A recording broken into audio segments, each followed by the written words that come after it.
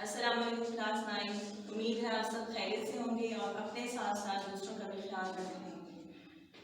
अपना lesson start करते हैं। Chapter is cell cycle, dated 12 of May 2020 in lecture second.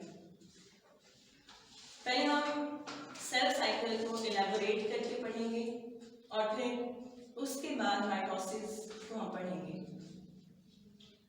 First of all, ये cell cycle जो यहाँ ड्रॉ किया गया है ये यूकैरियोटिक सेल का है और ये माइटोसिस की भी जितनी स्टेजेस हैं, this is M phase mitosis जिसकी डिटेल यहाँ गिवन है, ये भी यूकैरियोटिक सेल का है।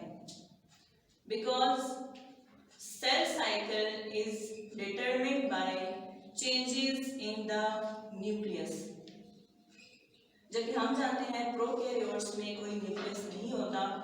सो प्रोकैरियोट्स की सेल डिवीजन को हम सेल साइकिल या माइटोसिस का नाम नहीं देंगे, बल्कि प्रोकैरियोट्स में इसका अल्टरनेटिव क्या होता है, बडिंग या फिर सेल फिजन। ओके, अपने टॉपिक की तरफ आते हैं। Eukaryotic cell cycle. Cell cycle cell की पूरी लाइफ, उसकी सारी चेंजेस किसमें, यूकैरियोट्स में, जिनमें एक प्रॉपर न्यूक्लियस होता है, membrane bounded. So first of all, cell cycle start कहाँ से होता है, G1 फेज से। ये फिगर बहुत इंपॉर्टेंट है सेल साइकिल को इलैबोरेट करने के लिए या डिस्क्राइब करने के लिए, चाहे शॉर्ट क्वेश्चन हो या लॉन्ग क्वेश्चन हो। So cell cycle first of all start होगा G1 फेज से। जैसे ही सेल की फॉर्मेशन होगी, सेल जैसे ही पैदा होगा तो फौरन से जो उसकी स्टेज स्टार्ट होगी इंटरफेज की, that will be G1 phase.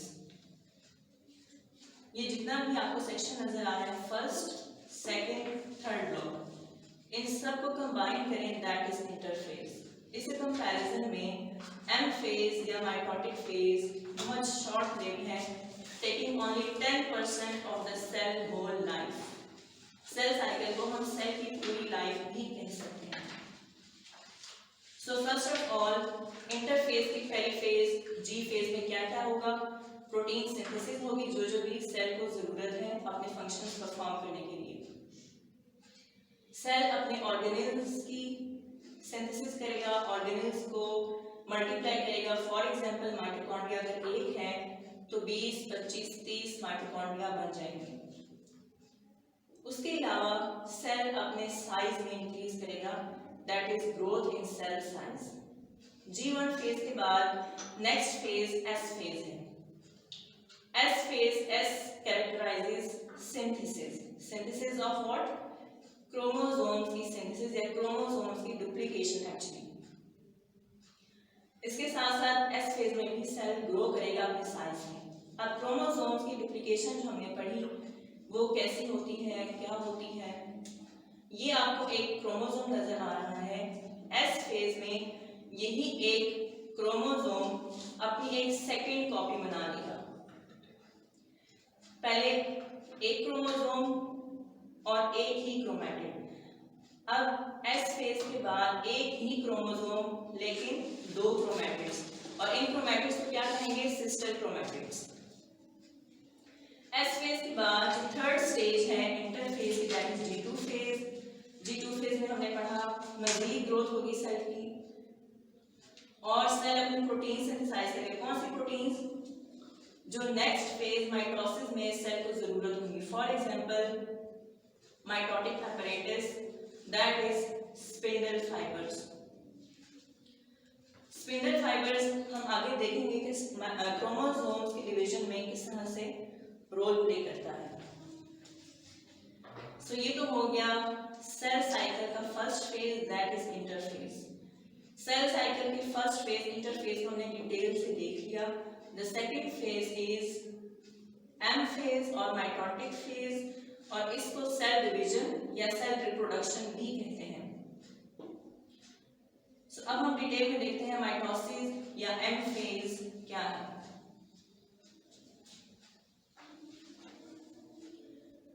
Mitosis या इसका दूसरा नाम cell division, cell reproduction. Cell अपने G2 फेज के साथ, जो हमने यहाँ पर पढ़ा, G2 फेज के बाद फौरन माइटोसिस के जिस फर्स्ट फेज में एंटर होगा दैट इज प्रोफेज। हमने पिछले लेक्चर में माइटोसिस की भी ओवरऑल सब फेजेस को देखा था, कैरियोकाइनेसिस की सब फेजेस, और हमने पिछले लेक्चर में ओवरऑल पिक्चर देखी थी इंटरफेज के सब फेजेस की। यहाँ हम जस्ट उन्हीं की डिटेल्स पढ़ रहे हैं। सो पहले इंटरफेज कंप्लीट हुआ जिसमें G1 फेज था, S फेज था, G2 फेज था, और ये सेल साइकिल या सेल लाइफ के 90% टाइम पर मुश्तमिल था। जैसे इंटरफेज कंप्लीट हुआ, G2 के फौरन बाद सेल माइटोसिस में एंटर होगा। माइटोसिस में पहला जो प्रोसीजर स्टार्ट होगा दैट इज कैरियोकाइनेसिस या न्यूक्लियर डिवीजन। न्यूक्लियर डिवीजन में फर्दर मजीद सब फेजेस थे, और जो फर्स्ट सब फेज होगी that will B prophase. Mitosis की फर्स्ट फेज प्रोफेज में क्या क्या चेंजेस होंगे देखते हैं।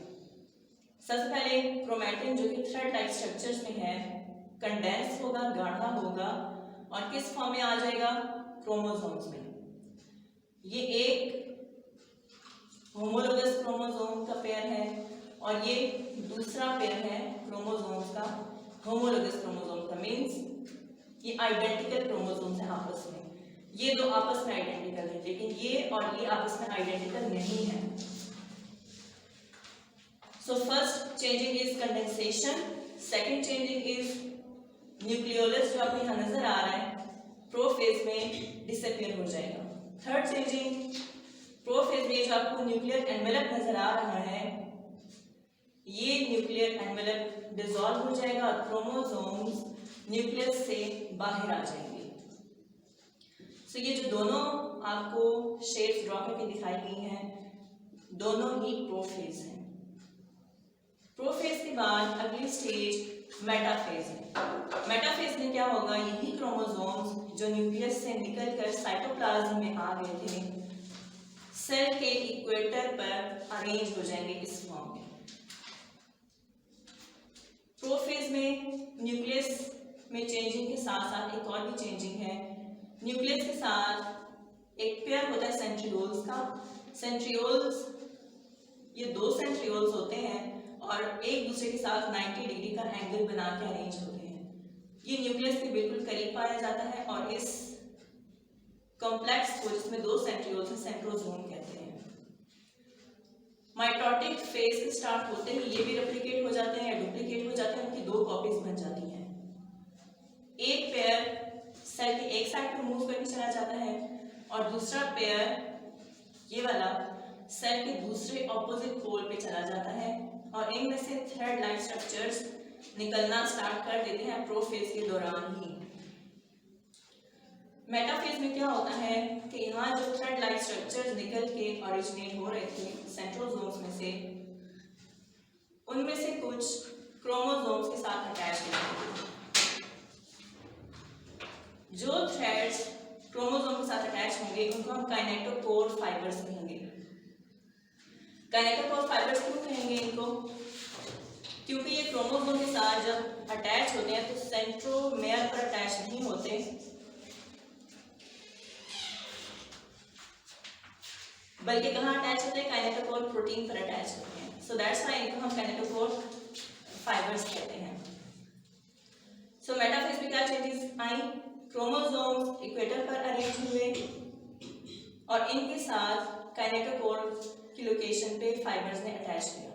The next phase is anaphase, जिसमें ये काइनेटोकोर फाइबर्स कॉन्ट्रैक्ट होंगे, सिकुड़ना स्टार्ट कर देंगे, श्रिंक होंगे, और इसकी वजह से क्या होगा, सेंट्रोमेयर पर प्रेशर एक्सर्ट होगा और सिस्टर क्रोमैटिड्स सेपरेट हो जाएंगी। इस तरह से कि एक सिस्टर क्रोमैटिड एक तरफ, दूसरा सिस्टर क्रोमैटिड दूसरी तरफ, so equal number of chromosomes on both sides. Anaphase में एना मींस ऑपोजिट, तो ये क्रोमोसोम्स इस फेज में ऑपोजिट डायरेक्शंस में मूव कर चुके होंगे। टेलोफेज एग्जैक्टली ऑपोजिट है प्रोफेज के, इसमें न्यूक्लियर मेम्ब्रेन रीअपीयर होना स्टार्ट हो जाएगा, न्यूक्लियोलस दोबारा से बनना शुरू हो जाएगा। टीलोफेज के बाद साइटोकाइनेसिस होती है, जिसमें ये क्लीवेज फरो जो आपको यहाँ पे नजर आ रही है मजीद डीप होती चली जाती है और फाइनली जब यूनाइट होती है तो दोनों डॉटर सेल्स सेपरेट हो जाती हैं और ये डॉटर सेल्स डिप्लॉइड हैं, बिल्कुल वैसे ही जैसे पेरेंटल सेल डिप्लॉइड था। So this was all about mitosis. उम्मीद है आपको समझ आ गई होगी।